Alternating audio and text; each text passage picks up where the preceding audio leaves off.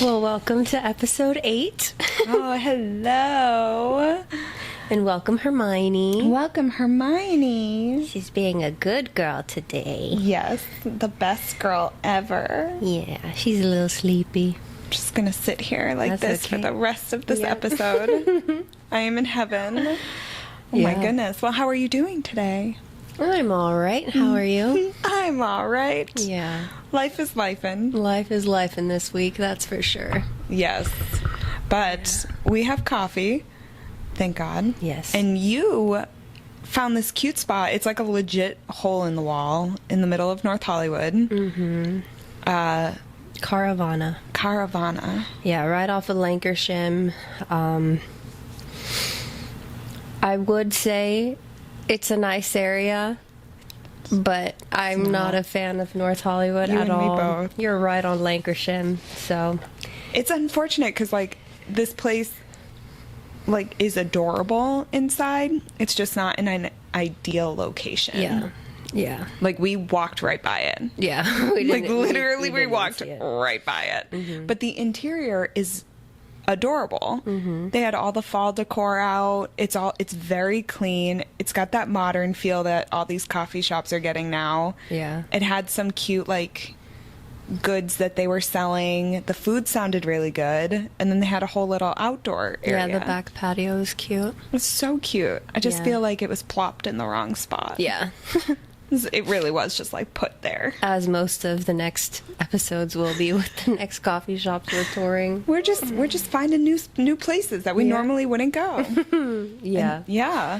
But I did get a normal. It's become my new regular.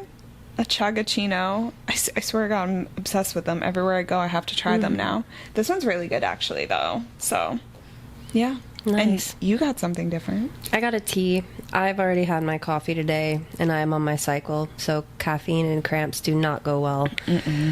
So I did want the Italian blood orange tea, but they were out, so I went with the green pomegranate tea. It's nice and refreshing. I wouldn't say it's exploding with flavor or anything, but it's nice. It's just what I wanted this morning, so that's good. Yeah.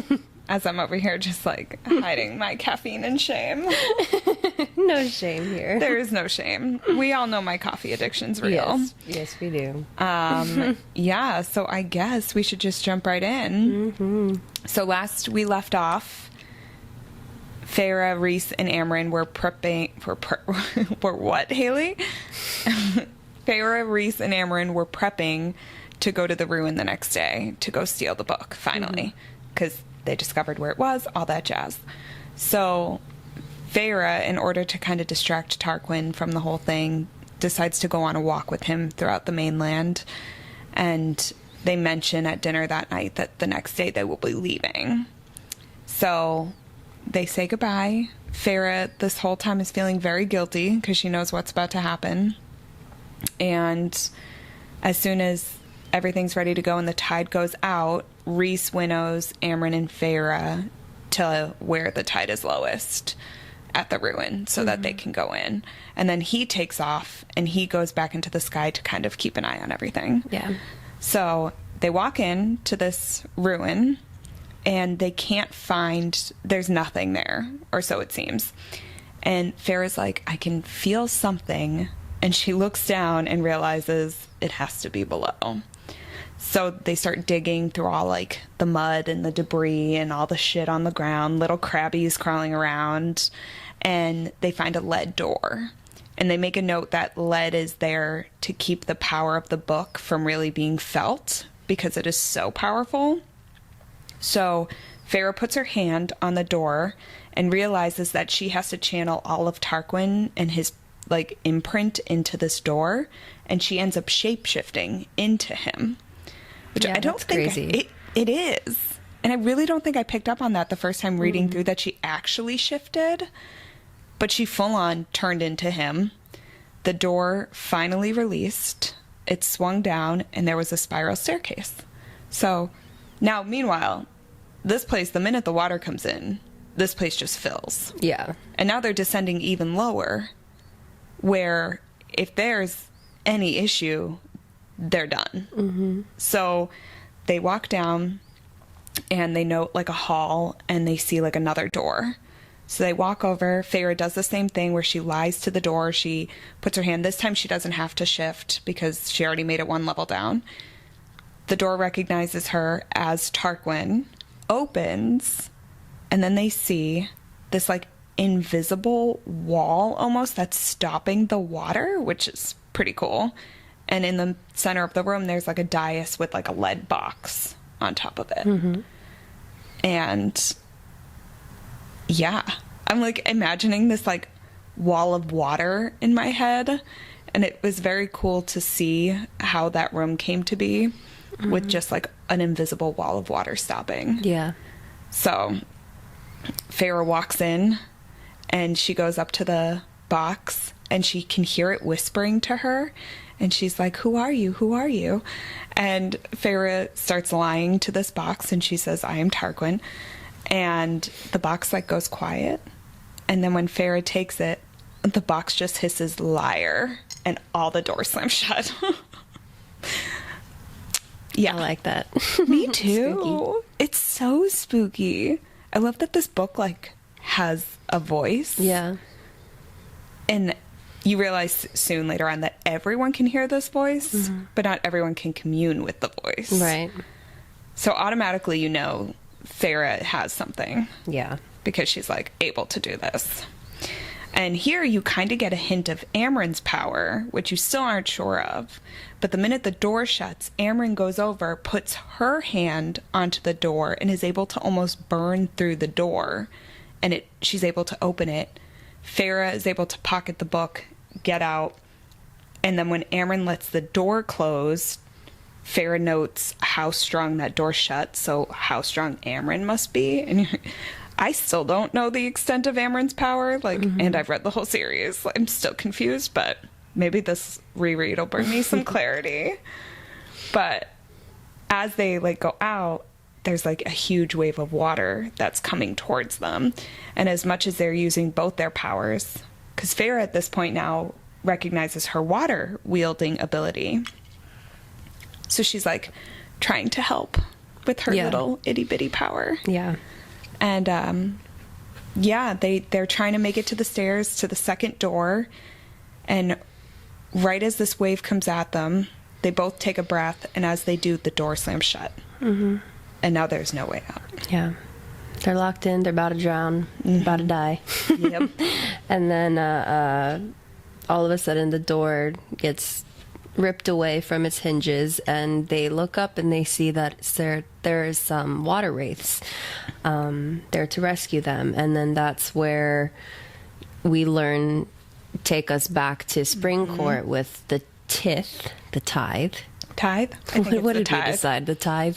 The taxes that Tampon imposed on his court. And then when Pharaoh went and gave that water wraith all the jewels so she can pay the tithe, buy some food for, her family and her town, everything. We learned that the wraith that Feyre saved back in the Spring Court is sisters of the wraiths who saved her and Amren in that moment. And so that is now the sisters' debt being paid.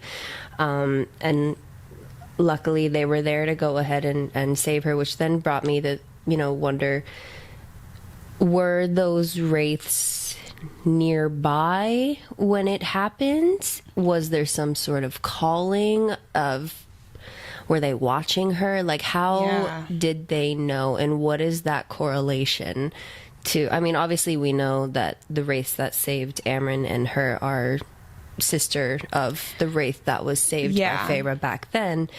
But you have to wonder if it's sister relative term or sister as in they're all water wraiths and all sisters. But even then, like, there must be like, if they're water wraiths and they're all in this channel, it must be connected. So they all must know of Feyre and what she did, because the word would have gotten around. So maybe it was if you see her, help her type of situation where it's like, but yeah, it's a good question how they knew they were there in the first place. Although, when Rhys comes and finds them later, when he flies down, he mentions that the two of them set off every single alarm.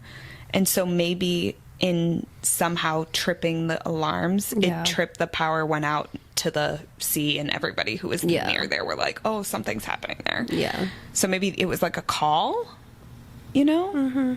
But yeah, it's really interesting that I'm just like in heaven right now. I'm in dog heaven. It's interesting how these wraiths showed up in the right time, in the right place. Exactly. Like, and thank God they did, because the two of them were like this close to drowning. Yeah. Like Feyre took her last breath and for sure was about to drown. Right. But yeah, they got rescued by these wraiths. They were thrown up on shore, and all of a sudden Rhys comes down and he's like, what the hell are you guys doing? And Amren's yelling at him, going, where were you? And he was like, where was I? I was taking care of all the guards. Like, I felt nothing. And she's like, yeah, that's because the book was nullifying your power. Like, it nullified mine. It must have nullified yours. And he's getting all mad.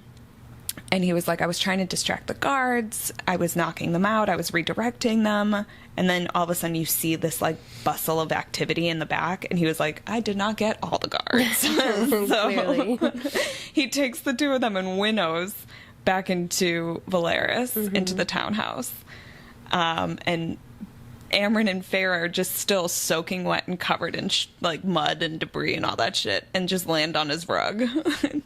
And Cassian and Mor and Azriel are just hanging out, having breakfast. Right. And then it's a very cute scene, because as they winnow and they land on the rug and they're disgusting with water and mud and everything like that, and there's no explanation really for, you know, Mor and everyone else, and then they just start laughing. Oh my God, it was the cutest. It was a really cute friendship forming, you know, that bond that is clearly forming between the two of them. But then it was when Amren asked Feyre, you know,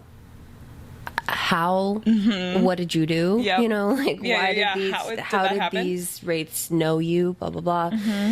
Feyre then explains to her what she did back in the spring court. And I like the quote that she then says, where she laughs and then she goes, only an immortal with a mortal heart would do something like that. And then they just both laugh about it, and they're dying of laughter, covered in mud and water in the middle of the house with everyone else looking at them like, what the hell is going on here? It was really cute, kind of like an old, that could be their own inside joke. And it was, and I think it's also the first time we see Feyre laugh. Truly laugh. In months. Like, she's finally starting to let go of all this past trauma, and she's finding a family, and she's literally just laughing, soaking wet on the floor, and it's adorable. And Rhys just goes, ladies. I love that, because they're like, oh, and then Feyre gets up and she helps Amren up, which I also liked. So after they both get up, Rhys goes, all right, Feyre, you have one more thing you have to do. You have to unlock this box. And so Feyre goes over and puts her hand on the box, and the box says, well, hello, little liar, or something like that. And Feyre asks the box to open, and the box asks if she's going to read it. And she's like, no. And she goes, just open. And the box goes, say please. I just love the book has some attitude. And the book tells her like calls to like, and starts reciting this poem, made and unmade, unmade and made. And it's just going back and forth between this like calls to like, which we don't really understand at this point, except for the fact that we know what made is. We can understand what unmade is. That's kind of death. Yeah. So, and like calls to like being that obviously Feyre was made, and another object that was made is the cauldron and the book. And so it's kind of just hinting at that a little bit. Yeah. But this book has clearly got a mind of its own. So eventually the box opens. They take the book out, and it's not really a book as much as it is like these plates these like slabs that are all tied together by these hooks and gold, silver, and bronze little hooks. And clearly someone just sat there and stamped like one of those old school like stamping things. And she can't read it. She's like, what language is this? And Amren says it's no language of this world. And then says that the language is Lashon HaKodesh, which I love this. I did some research today too, because I'm such a little nerd.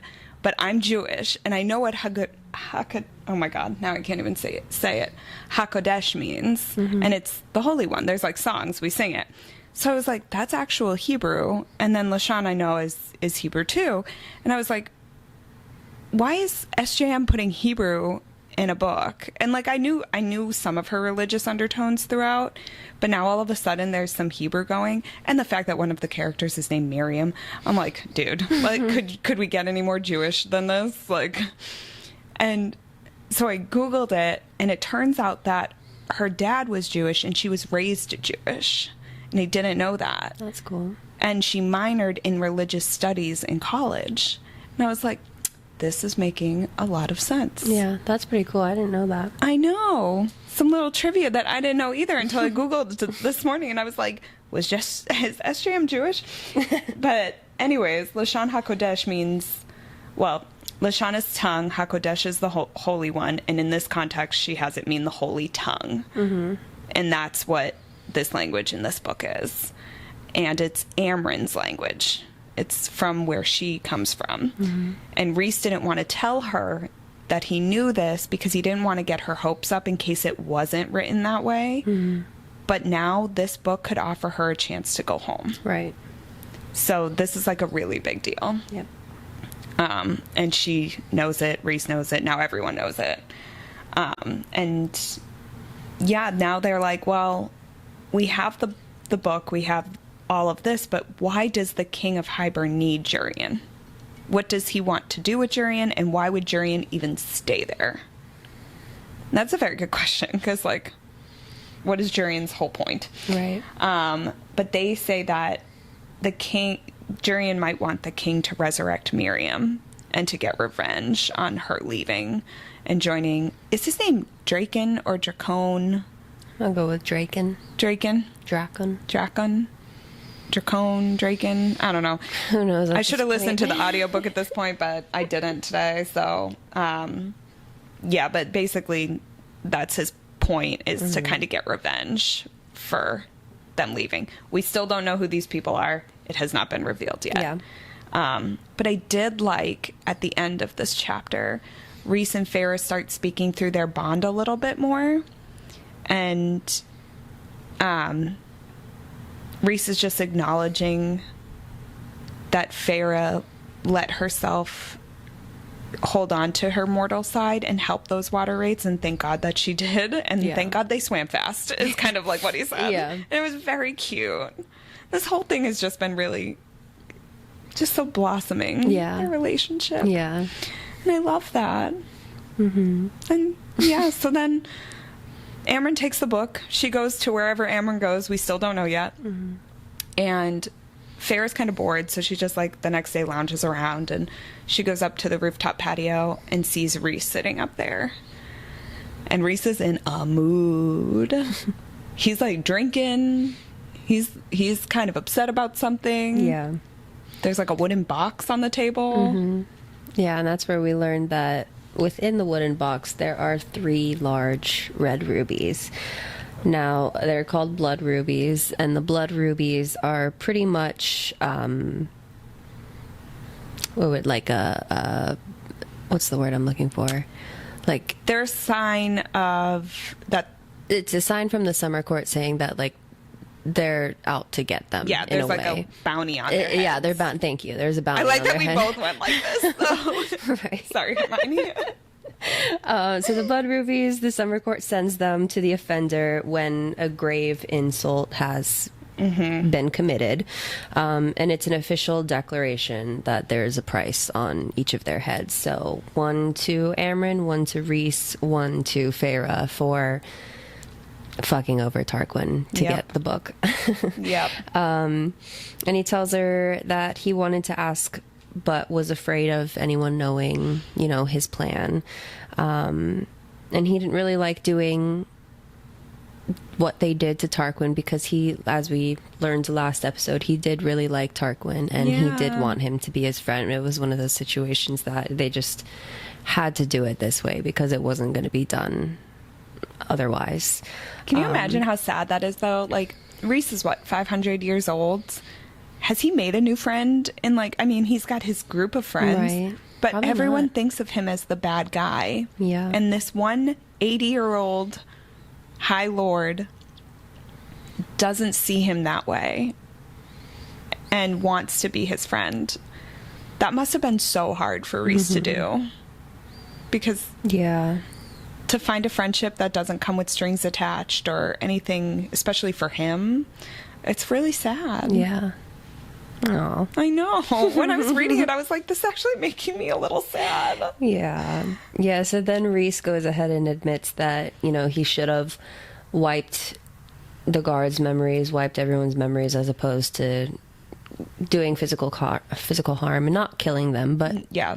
Knocking them knocking out. them out. Yeah, you know. So he's starting to feel guilt for that and realizes that, and admits that he, you know, made a mistake in that. And Farah's, you know, trying to comfort him, saying that he, you know, shouldn't blame himself and that they would have discovered the book anyways. And she remarks that, you know, Tarquin did want to be their friend too. So, Yeah. you know, maybe all will mend in the future, but try not to beat yourself up too hard. We're doing this for a reason, and it's a good reason. Yeah. So she tries flirting with him to cheer him That's up and so whatnot. funny.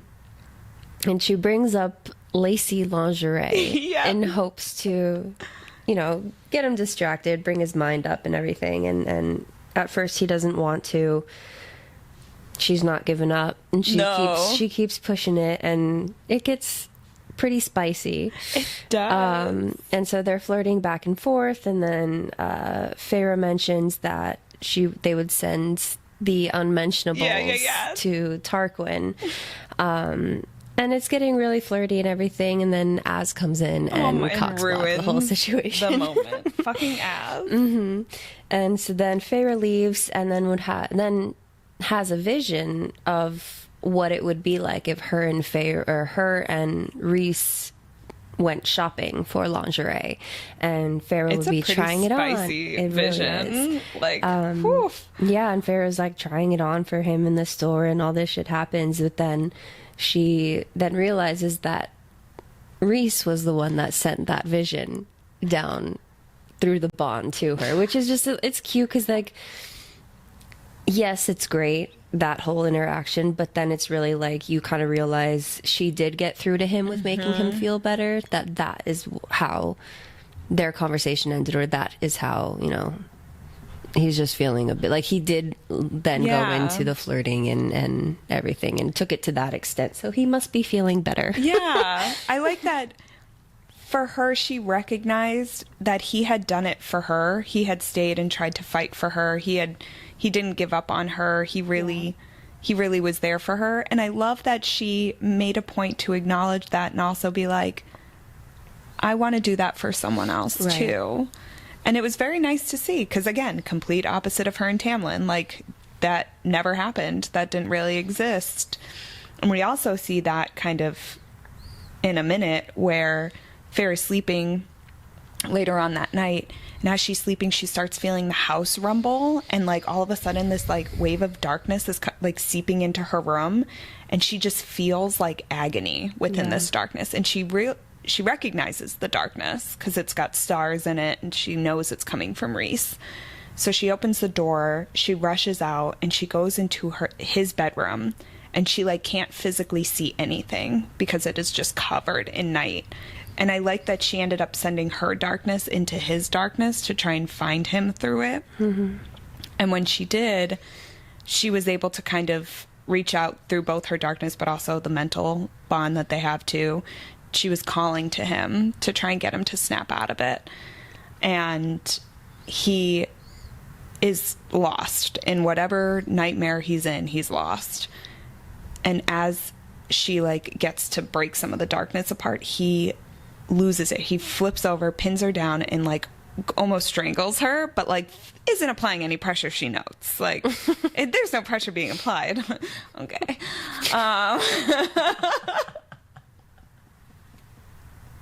He can apply pressure to me. I'm like, yeah, guys. Ooh. Yeah. So anyways, she realizes that he's fully naked. Yeah. So I'm also like, okay. Finally, he wakes up. He comes out of this nightmare, whatever this is. And she asks him, like, how often he has these nightmares. And he says, as often as you do. So clearly almost every night. Yeah. And she goes, so that's why you don't stay with the others, and that's why you don't let them stay here, is because you're having these nightmares. You don't want them to know. And he's like, there's just some things that I can't share. And she makes a point to tell him, whenever you're ready to share, I will be here. And she says that she wished Tamlin had done something like that, because that's all she wanted. And now she's giving that to him. And she kisses him on the cheek. And as she goes to leave, she sees these tattoos on his knees. That's a mountain with 3 stars on both his knees. And that's also the time where she has this image, the image of him kneeling on his bed with his head bent and his wings just hanging. And it's the first time she truly wants to paint again, is when this image flashes in her mind. And what an image this image is. Yeah, though. and she wants to paint him. Yeah. Yeah. And also, like, to have that support, to give that to someone and know that you haven't been given that, it just shows her growth to me. Like, I see her finally leaning into, yes, all of the shit happened. Yes, all of this did, but now she's not alone, and she can start recognizing she's not alone, because Rhys is being open with her. Even though he's not telling her everything, he's at least letting her in to see that how this affected him too. Whereas Tamlin didn't do any of that. Yeah. So she's finally getting someone else now. And I think that's something that's really beautiful, is she's finally not alone in this situation. But yeah, they it's just really, I really enjoyed that. Yeah. Clearly, like, just watching Feyre grow up. But the next day, Rhys leaves her a note thanking her, which I also thought was really nice. And she writes back, and she wants to know what the tattoos on his knees meant. And he says that I will bow before no one and nothing but my crown. And she writes back, so dramatic.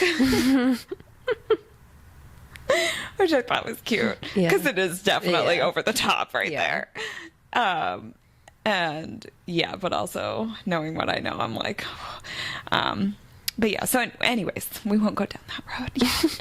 But Feyre goes over to Amren's little apartment to see how she's doing, to check in with her, and to also kindly enough to bring her blood, which was very sweet of her. Yeah. She brings her some vials of lamb's blood, which turns out to be Amren's favorite, which was very nice.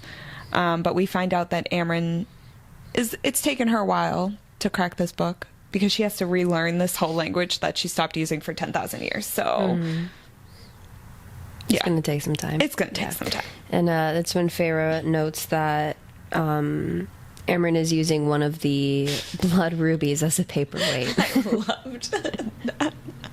She's like, I don't give a fuck. She really does not give a fuck. That was so funny. Yeah, so then we learn also that Varian sent Amren a necklace of rubies and diamonds to soften the blow of Tarquin's declaration of the feud between them. Basically, so Amren won't go and destroy the whole summer court. Right, exactly. And then Amren notes that she can't tell if Varian either wants her or hates her. Maybe both. Probably both. Yeah. Well, Feyre even notes, why can't it be both? Right. It 100% can be both. Yeah. So we get a little bit sense of that.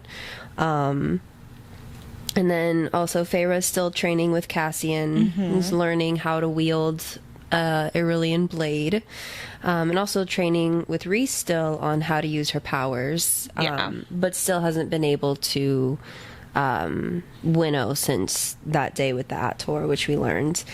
Reese tells her about more of the High Lords, which then we learn Baron is the High Lord of the Autumn Court, which we do not like. No, Baron can suck it. Yeah, he is cruel and vain. He's awful. Callius is High Lord of the Winter Court, quiet and cunning. We don't know him too yet. much about him. And then Helion, High Lord of the Day Court, also known as the Spell Cleaver. Reese notes that the people of the Day Court excel at spell work and achieve the knowledge of Prythian in their 1,000 libraries. They've got like everything. Yeah. And you also, no, you learn that Amarantha like ransacked the libraries too, which was awful. But yeah. So we learn a lot about 3 more of the High Lords. And yeah, we kind of get to know Helion a little bit more as time goes on. For those of you who cannot see, Hermione, my dog, is napping so hard in Haley's lap right now. It is adorable. It is. I am like fine. I don't need to do anything else today. I'm just going to cancel all my clients. You can just cut it now. I know, seriously, I'm done. End episode. Hermione stole the show anyway. Right. But yeah, it's really great that Reese is still training Farah in her powers. He's trying to make sure that she does what she does with when she was at the summer court, which is connect to each of these High Lords, because the more she can connect to them, the more she can identify their powers. But she does make a note that they're avoiding a specific someone's powers, which she can't avoid forever because she technically used it when she turned into Tarquin. Yeah. So as much as Farah doesn't want to acknowledge the shape-shifting, which is Tamlin's gift to her, we know it's still a part of her. So they continue to train. When Reese isn't there, when he's away dealing with Court of Nightmares and whatever other High Lord stuff he has to do, they continue to send notes to each other, which I think is adorable.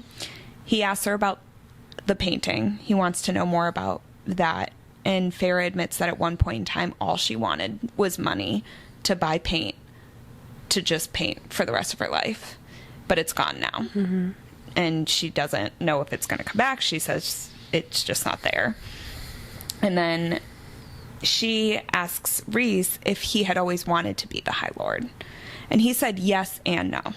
He said he saw how his father had done things, and he didn't want to be like his dad. So he knew that when he did take over, he had wanted to make changes.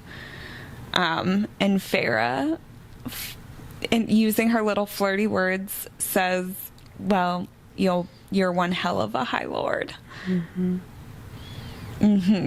So she's starting to like hint some things at him now.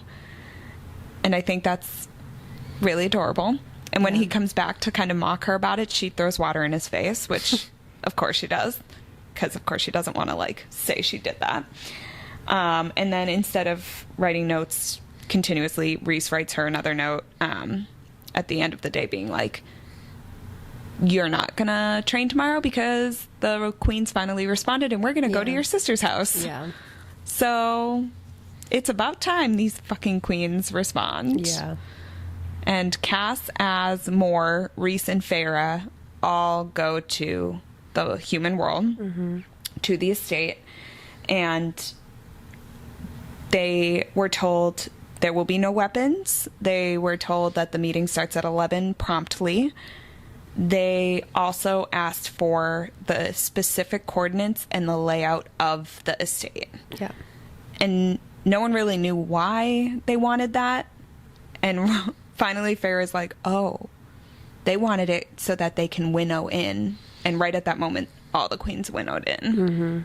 And you're just like, how the fuck did mortal queens learn how to winnow? Yeah. You find out in a minute that it was a gift from the Fae. Yeah. But welcome 5 queens. They all range in age, color, height, Temperament. they are completely different. Yeah. The most ancient one is described as ancient, so clearly she's old. Although, to a 19-year-old, I don't know how old she would be, but she's got to be kind of old. Yeah. And then Feyre notes that the youngest one is probably like 2 or 3 years older than she is. Mm-hmm. But the one that does the most speaking is also the most beautiful. And she's got golden hair, almost as gold as Mor's. Mm-hmm. And her skin takes on this golden tint too. And she's just called the golden one. So you have the ancient one and the golden one. But they're the two that speak the most. Yeah. But we're missing one. There's supposed to be a sixth. And Rhys asks where she is. And they say that she isn't feeling well. And she won't be there. Mm-hmm. And I can't say much about that, even though I know the truth. I won't spoil it. Yeah, we'll leave it at she's sick. Yes, we'll leave it as she's sick. But more when she's introduced, everyone goes, "You're the Morgan?" Mm-hmm. And Mor says yes. So we know that these queens know Mor. She has a reputation. Which I want to know, do we ever find out what she did in the war? Do we find specifics of that out? I don't think so. I don't either. I can't remember. I don't remember either. I don't think so, but I feel like because of what we've already read and what's predicted to come out in the next, or the theories of the following, the last book, I think we're going to get a lot more of our answers within there, and maybe what she did within the war. But she was a really, really big part in the war. Yeah, because I know she fought with Miriam, and she talks about this in a minute, so I'll get back to that. But it always makes it sound like she did so much more, and I'm interested to see what that would be. Mor did so much more. I know, I was just thinking that in my head. I was like, Mor did so much more. But Rhys says to the queens, he was like, "War is coming, we need your help." And they respond, "We know that war is coming, it's been coming. But the human land that they're in now is so small compared to the rest of the world that they're not really going to bother with it." Yeah. Which is such an insensitive and bullshit thing to say when you're in that territory. Yeah. What the fuck? That's no way to rule any sort of thing. You don't say that. And Nesta even says it, right? She calls them Nesta says it's the choice of cowards. Yeah. To not aid everybody, to only aid the few. Mm-hmm. And I have to agree with Nesta. Oh, for sure. There. Yeah. That's complete bullshit. Well, then also, too, because, Nesta and Elaine are still, they're human. Yeah. So that goes to their own protection. So, they also had every right to then call them out on that, because that goes directly to their lives. Exactly. And whatnot. Exactly. And the queens say that the Fae should be the ones who defend the humans in this realm, because they were the ones that caused everything. Yeah. And Rhys is like, I'm pretty sure it was a 50-50 thing. I'm pretty sure we weren't the only ones who did everything. And the ancient queen is the one who says, "How can we trust you? We know your reputation. We know who you are. You're the High Lord of the Night Court. You enjoy torturing people. You enjoy all of this debauchery and all this stuff." And you realize how widespread Rhys's reputation is. And it's not good. It doesn't bode well for what they need to happen in this scenario. And the queens say that the book will never leave their palace, and Feyre basically begs them and tries to explain what had happened to her from Amarantha and what will happen, because she's like, Amarantha was just one of Hybern's commanders. Can you imagine what the rest of them will do? Or Hybern himself. Exactly. If one of them did this. And the ancient queen tries to talk down to Feyre, and she's like, "Oh, you haven't lived," all this stuff. And, yeah, you're still so young. You have so much to learn. Yep. Yeah, condescending her, and Rhys does not sit well with Rhys. Nope. And then, Rhys tells her not to condescend her, but in a not nice way. In a very Rhys way. In a very demanding, but also not super mean, because they still need their help, And that's when Mor interrupts and says that they know who she is and that her gift, Moore's gift, is the truth. Yes, which, what the fuck does that mean? Yeah. We still don't know. Okay. Thank you. I was like, I know that I knew this, but what does this mean? Yeah, no. Okay, cool.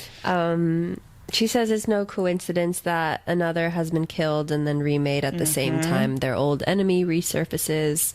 And she says that she fought side by side with Miriam, as you were saying, while Jurian's ambition drove him mad and then drove them apart. Yes. She says she also marched into the Black Lands with Miriam and freed the slaves, and then marched with Miriam and Prince Draco. Who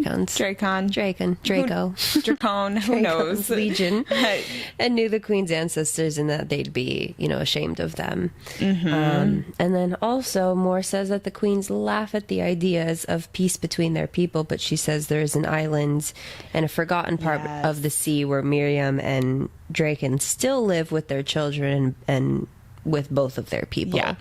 And they've prospered for over 500 years, so it's doable. Yeah. But I like that they give us a hint Moore gives a hint where she says, is it a coincidence? She says, is it a coincidence that someone was remade? Because we do know that Miriam was also made too. Not in the same way that Farah was, but she was also given a gift as well. Yeah. 500 years ago, and now all of this is happening again 500 years later. So it does give you a kind of a hint as like a foreshadow of what's going to happen, which I thought was really cool. But then I also loved that Moore gave us insight into how Valeris came to be, because this whole land where Miriam lives with peace and all that, you can tell that that was like the blueprint for Valeris. Yeah. And you can see that that was Rhys's dream, because he saw it happen already. He knew it was possible.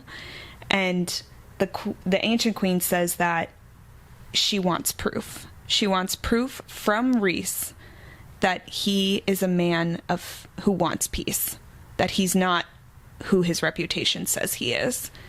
And everybody in that room knows that the only way to do that is to show them Valeris. And Farah is like, I don't ever want to do that. She knows that that's risking everything that Rhys has ever worked for. Yeah. And that's putting everyone at risk. But Rhys does say that if they want proof, he'll show them proof. And that when he summons them, they will show up. Yeah. And Elaine gets the last word in this whole thing. Well, yeah, after they leave. Yeah, after all the freaking queens leave, it's like dead silent. And then fucking Elaine. It's the last person you would think to say anything. Oh, she says, I hope they all burn in hell. Go fucking Elaine. Yeah. Love that. Oh my God. Yeah. So this is really like a setup. We're finally getting into the shit. Yeah. Like, things are about to start happening. War is coming. Oh, war is coming. It's like the trailer for a movie. Yeah. War is coming. We get all serious. Winter is coming. I never watched that show. No? No, I didn't. I just finished House of Dragon yesterday. Oh, did you? It is good. Yeah. It is good. I'll do it at one point. And actually it doesn't correlate to A Court of Thorns and Roses, but to Throne of Glass, with the whole witch dragons and everything coming in with Throne of Glass. It was always hard for me to kind of picture everything with Manon's story, but after seeing in the cinematography of House of Dragon, it allowed me to envision Throne of Glass and Manon's story a little bit easier, because I'm able to picture everything as it's described from the show, which there were certain words within the book that I was like, what the hell is what? Yeah. What is that? And I didn't want to Google it, but then it's like when you see the show and it describes everything, the correlation from the book itself, and I was like, oh my God, I can understand now. I can picture it. I thought that. That was cool. I'm gonna have to check it out. There's no real way to segue into our topic today, I don't think. Not necessarily. Yeah, there's no real... Oh my God, stop. I'm dead. I'm done. I mean, we make a note that Rhys admits that he made a mistake. Yeah. And so that made us want to talk about maybe a little bit more personalized fitness topic today of what our own mistakes have been in the past with, or even maybe the mistakes we still make, nowadays, when it comes to the fitness world. And mistakes are always bound to happen. Oh my God, you don't learn No. without making mistakes. So we wanted to talk about, maybe a couple of our most evident mistakes that we've made, maybe some of the most common mistakes in the fitness world that we see. So would you like to start? Sure, why not? Well, it's funny because I guess reframing mistake to just a learning process, instead of saying I made a mistake, being like, I am learning from what I used to do, and kind of reframing it, because I feel like mistake makes it sound bad. But anyways, that's me going off on a tangent there. But when I started, I guess everything goes back for running for me, but this applies to running and strength training.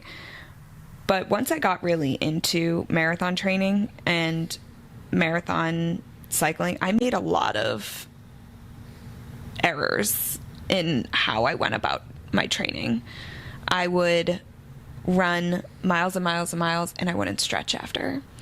Or I would run miles and miles and miles and then lift and then not eat properly after. And it got to a point where I just kept overtraining my body and I would get injured repeatedly, which is something I'm still dealing with. And it is a learning process for me. It is something that I keep doing, that I'm just like, Haley, when are you going to learn from your past, I'll say the word, mistakes? But I am in the process of trying to figure out how to stop myself from repeating the same thing over and over again. So instead of overtraining, I'm trying to listen to my body more, because I made the mistake of not doing that. Instead of, like, when my body was like, oh, I'm tired, I would still force myself to go do my workout. And then I would be even more tired after. Yeah. And that ultimately led to me getting injured. Or if I was like, well, I'm really, really hungry, but like I would limit my food intake because I thought that was the right thing to do, then I'd get really sick, and my body would just start falling apart on me. The lack of stretching was a big issue. I'm addressing all of this now, which I'm super excited about. And I've also started strength training a different way to help stop overusing the same muscles.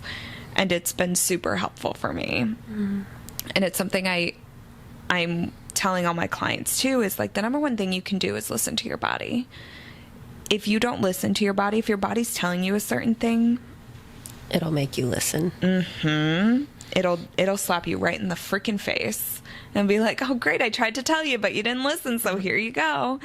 And I think that's one of the most common things I see is overuse leading up to injury, under eating leading up to injury, or even overeating leading up to goals not being met. There's so many different things that people just do, and all of fitness is trial and error, right? Everybody's body's different, so everybody's going to have a different way of responding. But the number one thing that's not going to change is what your body's telling you. Yeah. So I think that's something we constantly have to evolve with. And that's just, again, it's not a mistake. It's just a learned opportunity. You're getting to learn from these past experiences. And while every single one of my injuries has sucked, I'm grateful for all of them, because it has led me to where I am now, where I'm training this way and my body feels really good right now. Yeah. So, yeah, I guess that's mine. What's yours? Definitely back then was not knowing what to eat when it came to, training and whatnot. I personally believe that they are mistakes. I think what you said with learning, mistakes to learned experiences is 100% true, but I think also that there should be a point where we're able to admit to ourselves that we fucked up in a certain way. Maybe not as harsh as I fucked up, but it's my sailor mouth talking. But I've definitely made those previous mistakes where I wouldn't know what to eat, and my protein intake would be really low, my carb intake would be really, really low from what I thought it should be when either bulking or cutting or things like that. And again, not really listening to my body back then, and I was very much on the train of no days off. Every day you have to do something, yada, yada, yada. And as we've talked in other episodes too, that's the biggest thing I'm against. One of the biggest things I'm against now is when someone is all about no days off. You have to do something every day. Even rest days, I make sure that I, at least get in a run or a 10,000 steps. Right. And steps is great, right? But be a fucking couch potato 1 day of the week, 2 days, 3 days. And back to when I talked a few episodes ago about my mistake recently was I thought my rest day would be good with Pilates, and then my nutritionist was like, bitch, that's not rest. And I was like, I'll be fine. I was sore for like 3 days after, and I was like, that was not a rest day. No. I made sure the rest of that week that I had gotten enough rest to make up for that rest day that I thought it was.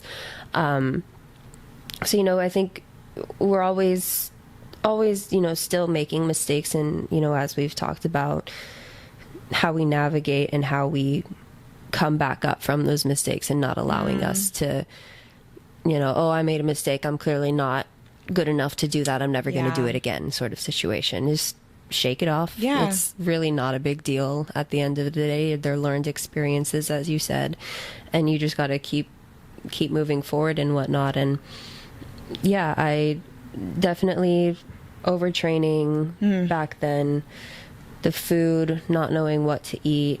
Then it goes to as little as thinking some certain movements were better for glute or hamstrings, but in reality it was better for adductors or abduct, like little things like that, or it's like, oh, okay, that makes sense.